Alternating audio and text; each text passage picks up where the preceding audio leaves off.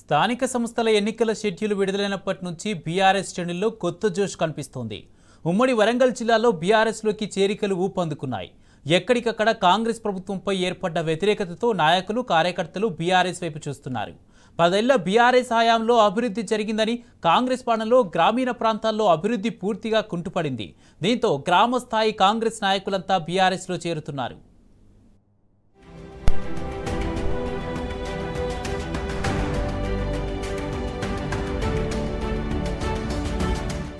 స్థానిక సంస్థల ఎన్నికల వేళ బీఆర్ఎస్ కేడర్లో కొత్త ఉత్సాహం కనిపిస్తోంది.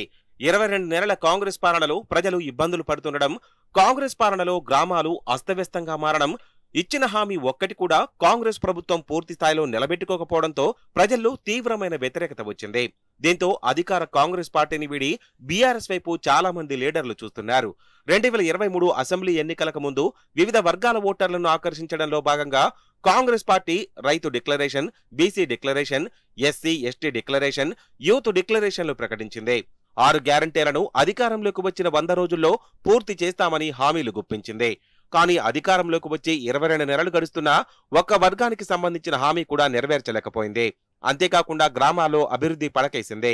దీంతో గ్రామస్థాయి కాంగ్రెస్ నాయకులంతా బీఆర్ఎస్ లో చేరుతున్నారు.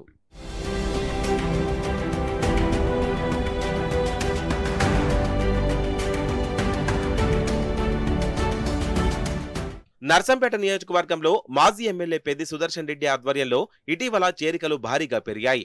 నల్లబెల్లి మండలం లెంకలపల్లి గ్రామం అనుమలపల్లికి చెందిన కాంగ్రెస్ పార్టీ నాయకులు, కార్యకర్తలు బీఆర్ఎస్ పార్టీలో చేరారు. చెన్నారావుపేట మండలం ధర్మాతండ గ్రామ పంచాయతీకి చెందిన మాజీ ఉప సర్పంచ్ భూక్యా వీరాసింగ్, యూత్ నాయకుడు భూక్యరాజు గులాబీ కండువా కప్పుకున్నారు.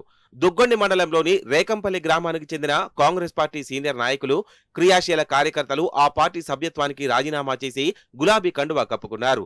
పరకాల నియోజకవర్గంలోనూ చేరికలు కొనసాగుతున్నాయి. పరకాల మండలం మల్లక్కపేట గ్రామ మాజీ సర్పంచ్ బయ్య రాజేందర్ కాంగ్రెస్ పార్టీకి రాజీనామా చేసి మాజీ ఎమ్మెల్యే చల్లా ధర్మారెడ్డి సమక్షంలో బీఆర్ఎస్ లో చేరారు. మల్లక్కపేట గ్రామానికి చెందిన పలువురు బీజేపీ, కాంగ్రెస్ పార్టీ నాయకులు సైతం బీఆర్ఎస్ లో చేరారు. దామెర మండలం వెంకటాపూర్ గ్రామానికి చెందిన కాంగ్రెస్ నాయకులు పండుగ శ్రీనివాస్, పండుగ సమత సహా పలువురు ఆ పార్టీకి రాజీనామా చేసి బీఆర్ఎస్ పార్టీలో చేరారు. స్టేషన్ గన్పూర్ నియోజకవర్గంలో ధర్మసాగర్ మండలం మల్లక్కపల్లిలో మాజీ ఎంపీటీసీ కొలిపాకరమ కాంగ్రెస్ పార్టీ నుండి బీఆర్ఎస్ పార్టీలో చేరారు. అదేవిధంగా రఘునాథపల్లి మండలంలోని కాంగ్రెస్ పార్టీకి చెందిన 30 మంది యూత్ కాంగ్రెస్ కార్యకర్తలు బీఆర్ఎస్ లో చేరారు.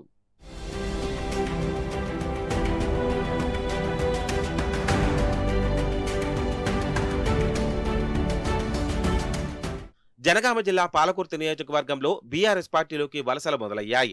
కాంగ్రెస్ పార్టీ ఇచ్చిన 6 గ్యారంటీల అమలు కాకపోవడం, ఎమ్మెల్యే తీరు, హనుమండ్ల ఝాన్సీరెడ్డిపై ఉన్న వ్యతిరేకతతో కాంగ్రెస్ పార్టీ నుండి బీఆర్ఎస్ లో వస్తున్న నేతలు, హనుమండ్ల ఝాన్సీరెడ్డికి అత్యంత సన్నిహితులు ఓయూ జేఏసీ నాయకుడు ఇప్ప పృథ్వీరెడ్డి, పాలకుర్తి నియోజకవర్గ బ్లాక్ మహిళా అధ్యక్షురాలు తారా, నిర్మల గ్రామ అధ్యక్షుడు చింతల రవీందర్ రెడ్డి, సర్పంచ్ అభ్యర్థి వడ్లకొండ ప్రశాంత్, కాంగ్రెస్ పార్టీలో క్రియాశీలకంగా పనిచేసిన నేతలు మరికొందరు ఆ పార్టీకి రాజీనామా చేసి మాజీ మంత్రి ఎర్రబెల్లి దయాకర్రావు ఆధ్వర్యంలో గులాబీ కండువా కప్పుకున్నారు.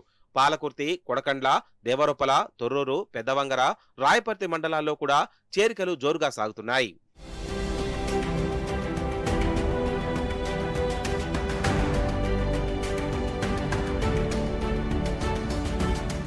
భూపాలపల్లి నియోజకవర్గంలో మాజీ ఎమ్మెల్యే గండ్ర వెంకటరమణారెడ్డి సమక్షంలో రేగొండ మండలం తిరుమలగిరికి చెందిన బుగులోని జాతర మాజీ చైర్మన్ కడారి జనార్దన్, మాజీ ఉప సర్పంచ్ పర్ష సురేష్, ముదిరాజ సంఘం యూత్ ఉపాధ్యక్షులు సల్లగురువల రాజు ఇటీవల కాంగ్రెస్ పార్టీని వీడి బీఆర్ఎస్ లో చేరారు.